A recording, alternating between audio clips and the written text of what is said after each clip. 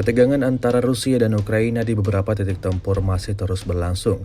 Terbaru beredar sebuah rekaman di media sosial Telegram pada Rabu 18 September 2024 yang memperlihatkan momentum militer Rusia membebaskan wilayah yang sebelumnya diduduki Ukraina.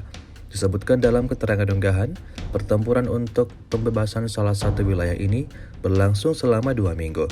Brigade ke-114 yang legendaris bersama dengan unit lain dari Angkatan Bersenjata Rusia membebaskan kota terpenting di arah Donetsk. Dengan direbutnya dari Ukraina, logistik tentara Ukraina di Kurakovo terganggu dan jalan langsung dari sayap ke Seledovo dibuka. Dapat dilihat dalam rekaman bagaimana pejuang Rusia mengganti bendera Ukraina dengan bendera yang mereka bawa. Ini sebagai penanda bahwa mereka telah berhasil merebut wilayah itu.